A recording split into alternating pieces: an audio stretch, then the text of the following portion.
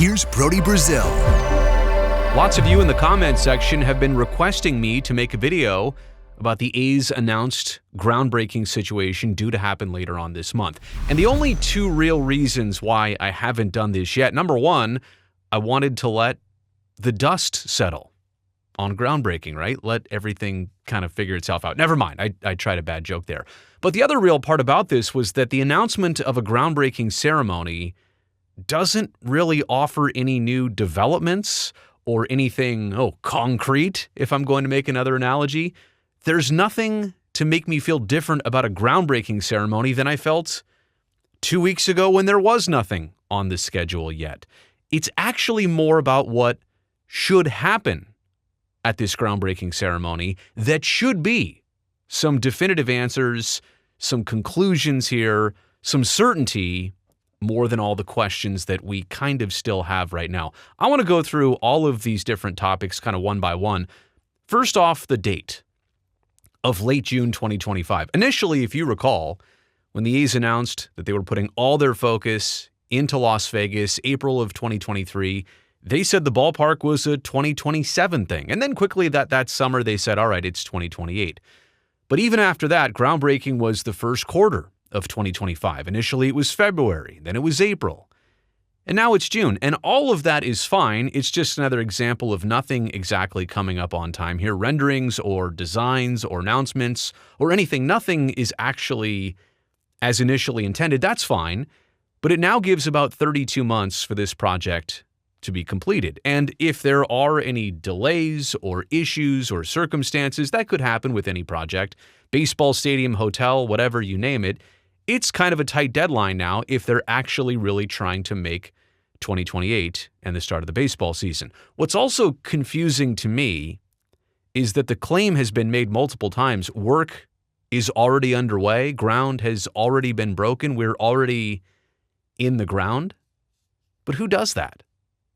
Why would you have a groundbreaking ceremony after that? Why not just hold it before? What has been the delay? Why couldn't this ceremony have just happened in April or May if the work had already started? To be clear, though, I mean, when the old Tropicana Hotel was imploded back in the late months of 2024, you could say that work already started back then, but it really hadn't. Because all the work up until now, and I do believe there is some dirt being moved around, and we're going to get into the fine definitions here of groundbreaking. What exactly is groundbreaking? But that's kind of the gray area here. There's been so much demolition of that old hotel and all the concrete and rubble that they've had to go through. Some of it looks like construction for a new stadium, but in essence, it's still demolition more than it has been groundbreaking. But now they are starting to carve out the land. They're starting to do the grading for what looks to be a stadium on 9 acres of that site. But the question remains, again, why do this now? Why not have done this 2 weeks ago, 2 months ago, when the temperatures were a lot cooler, when you didn't have to do it 8 a.m. on a weekday morning? So that's a curiosity, again, too. So many questions to go along with whatever concrete answers we actually have here, whatever certainties we have. Or is this event happening? Like, is this event supposed to kick off maybe steel and concrete rising out of the ground? Or is this event simply strategic to buy time? And look, I've had questions this entire process. I've asked a lot of them. Most of them have gone unanswered. And we've still gotten to the points where there is no exact answer yet for a lot of these things. But is this just to buy time? There is some language which states that if there's not a construction done during a 180-day time span, that the state of Nevada can actually call this an abandoned project. They can back out of the deal. I'm not suggesting that the state or the county have any intentions of doing that. Certainly the Las Vegas Convention and Visitors Authority, they're all in on this, but they're not the state. They're also not the county. They have some influence, but who knows how the state and county feel? Is this event just to kind of buy some more time, see if there are some more investors out there, not fully commit to funding this project and making steel and equipment rise out of the ground? This is just to kind of buy time and let everybody understand that this will be happening, but it's not happening yet. Is this for show or is this for real, the groundbreaking? Every other Major League Baseball team that's broken ground on a ballpark since 2007, they've had a full-scale event. And I think, if I'm correct here, there's only been 4 new Major League Baseball stadiums since 2010. We've actually gone through a little bit of a dry spell. During the 2010s, it felt like a new ballpark was coming out every single year. From the 90s into the 2000s into the 2010s, we were cranking out big league ballparks, especially in the National League, all the time. But I want to say Target Field, the Marlins Stadium, the Rangers, that's another one. What's the 4th one I'm missing out of there? But there haven't been many. But since 2007, I think that was the Twins groundbreaking in Target Field, every event had celebrities, had former players. It was a big deal. It was a big splash. Everybody was there. Commissioners of baseball were there. Governors, presidents, again, Hall of Famers. So you'd have to think that this is Las Vegas. This is Major League Baseball landing in Las Vegas. There would be some dazzle to an event like this on the Las Vegas Strip, but at 8 a.m. on a weekday morning, like I said. That's the curious part. I suppose this could also be done at midnight. Didn't the Raiders do it during a nighttime hour? If I recall from the scenery of that footage, it was nighttime hours. So again, it's a little bit curious. Why in the morning? Why while the team is on a road trip? There's not really a lot of things that make sense about that, but okay, that's fine. Maybe I'm nitpicking too much here. But what really needs to come out of this event, it's not so much the photos and the smiles and a couple speeches. Will there be any new developments? This is honestly the meat of this whole video right here. Again, I'm trying to point out that it's not necessarily the groundbreaking happening that makes you feel any different. It's will we find out anything new to come along with this ceremony? If you're going to have everybody together, isn't this the time to drop the hammer with some details like funding or dates of milestones that the project is going to have? When is steel going to rise out of the ground? When will the stadium top out? If you're really mapping this out across 32 months, you should pretty much have some ideas right now of what to expect and when to expect it. What's Bally's going to do with the remaining 26 acres of this site? Any announcement there? Or will this event go on and be done and leave us with more questions than answers? Kind of like what happened, last year, more than a year ago, early 2024 in Sacramento when the A's announced they were going to move there temporarily. That event, quick speech, a lot of questionable comments in reverse, and it was over and done, and a lot of people had a lot of questions. And not many of those were instantly answered. You found out some details this year when the team started playing there, but my point is, will this ceremony have some meat to it? Will it have some answers to it, some context and background, or is it just going to be for smiles and photos? I guess we'll find out. But at this point, as soon as groundbreaking is announced and as soon as this day happens, it's go time. It is literally like the starting gun of a track meet going off.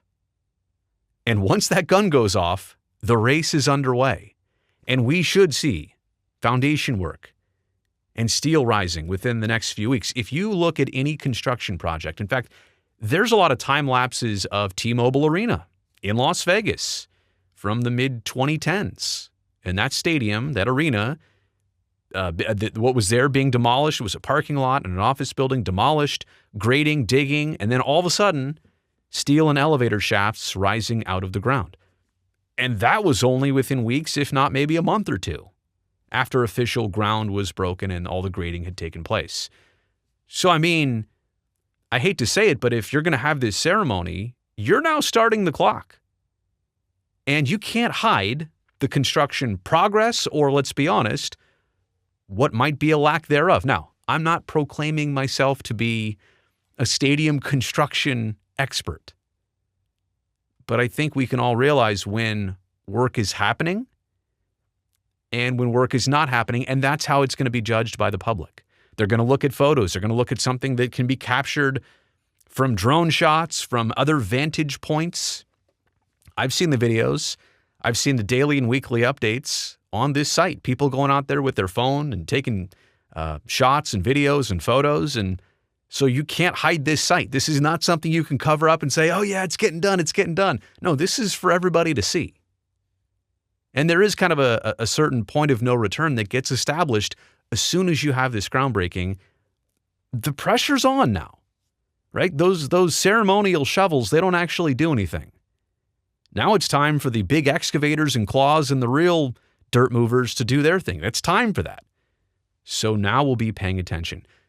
Some reasons for doubt that exists. Let me just point out these things because they do exist. Now, are we farther along here than any of these other projects? To some degree, if we're really talking about putting shovels in the ground and starting that clock, then yes, we are. Cisco Field of Fremont. I mean, that was announced. There was a sign, future home of Cisco Field. They had the event, they shook hands, they had the deal, the land purchase, all that stuff. Obviously never happened, kind of on two separate pushes. San Jose, never happened. Same Cisco Field idea, didn't happen in downtown San Jose, largely because Major League Baseball blocked the effort. The Peralta site in Oakland. And by the way, these are all stadium iterations that the current ownership group was somehow part of. We could go back even further than this and talk about uptown Oakland and downtown Oakland and all the different spots that were considered, something else near Jack London Square, but these are the most recent and relevant ones. The Peralta site was announced as where the A's were going before they even actually had talked to the Oakland Unified School District and their board about obtaining the land. And the school district was like, you can't have this land. Why did you announce this? They quickly backed off. The Coliseum site, which was supposed to be the backup in case Howard Terminal didn't work out. Turns out the A's changed their mind on that. Rooted in Oakland. What a slogan. What a 180 on that slogan. Howard Terminal, all those renderings, all that hype, all that push, all that effort, backed out of that one. And then also as recently as 2023, when it was announced during the legislative session that the A's would be potentially having a temporary home, they were supposed to be playing their games somewhere in Nevada, likely Summerlin, where the AAA affiliate is.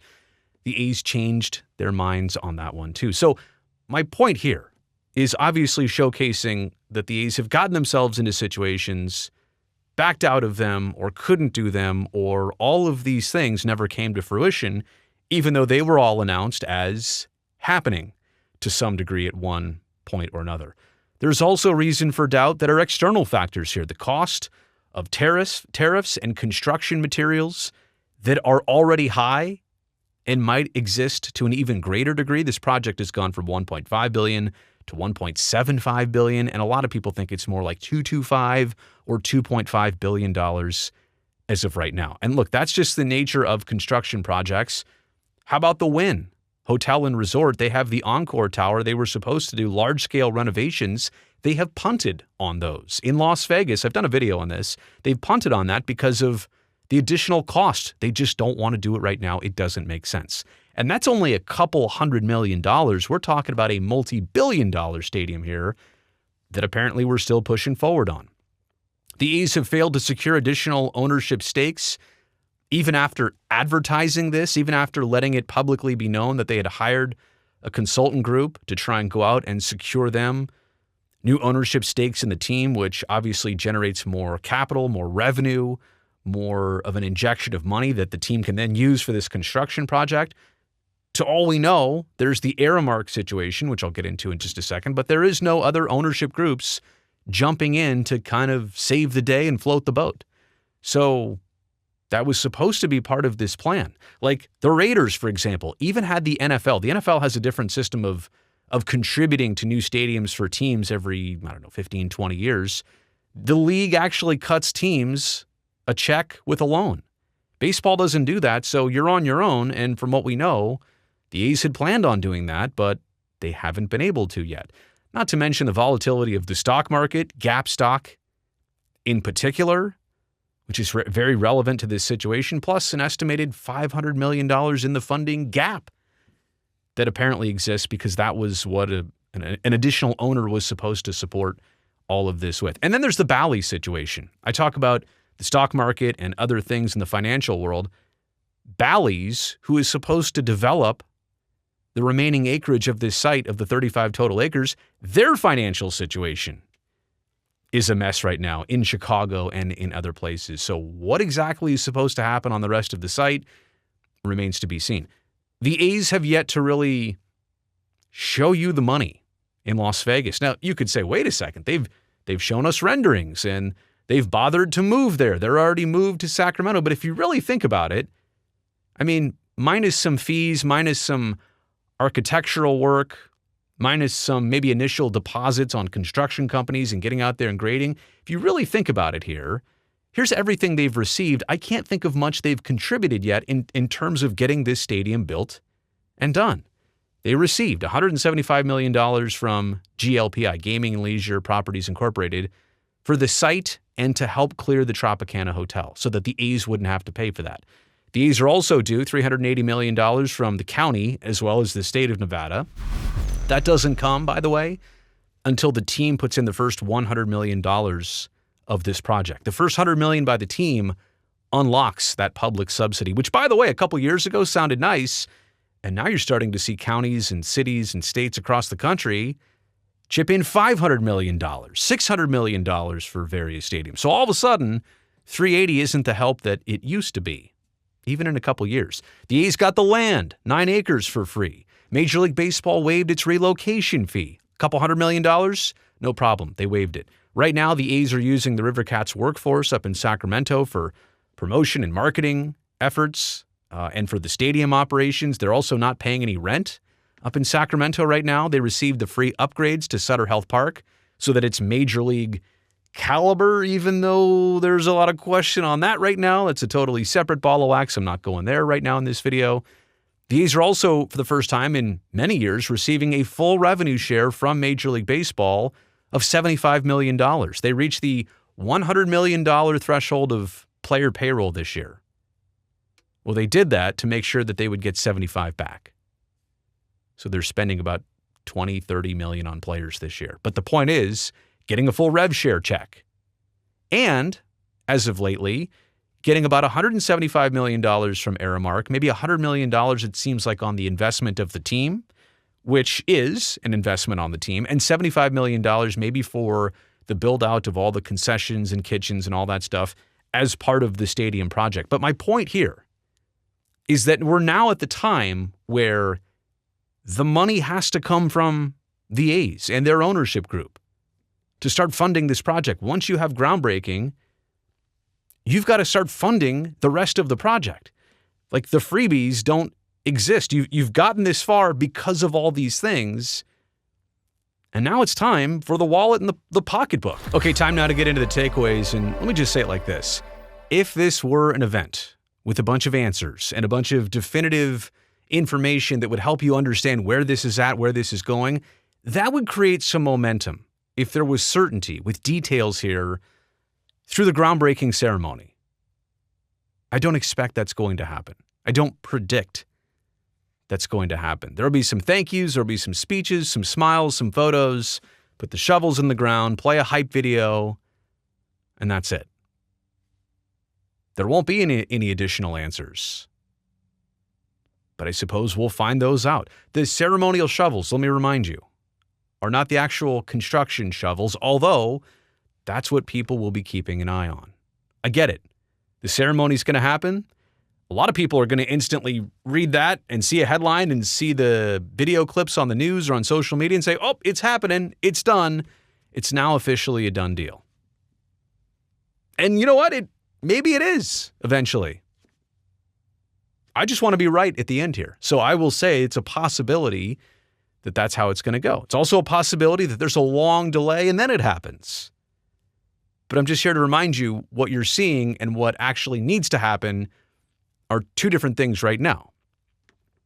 And then the last thing is people in Las Vegas will defend the situation. They'll defend Las Vegas. They'll defend construction in that town and how they get things done. And I understand all of that. But my only reminder is that in this project, it's nothing like you've ever experienced before. You're dealing with a Major League Baseball team that is not a resort developer. They don't have a huge background in this, and it's not their fault. That's just the truth. It's also a professional sports team that's not even the Raiders, and it's definitely not the Golden Knights. I'll leave that to interpretation, but the point is, you haven't gone through this before, And there's a lot of warnings out there, and that's why there's a lot of curiosity about this situation. I wish it was just the slam dunk. They've already ripped the soul out of the Oakland Coliseum. Now they're doing something interesting, and I mean interesting not in a great way, in Sacramento. So just make this your forever home. Go there. Do this. Do what you say you're going to do. And that's it. Then we can close the chapter. When everything goes up and there's an opening day here, then the chapter is closed. The plane and the flight that we've been tracking has landed at that point. But we're still not there yet. Maybe we're starting to descend. Haven't landed yet. And that might be the most interesting part. Let me know what you think about all this in the comments section below. Also, thumbs up while you're down there. Greatly helps me, this video, and this channel. And don't forget to hit that subscribe button. You know I would love to definitely see you back here next time.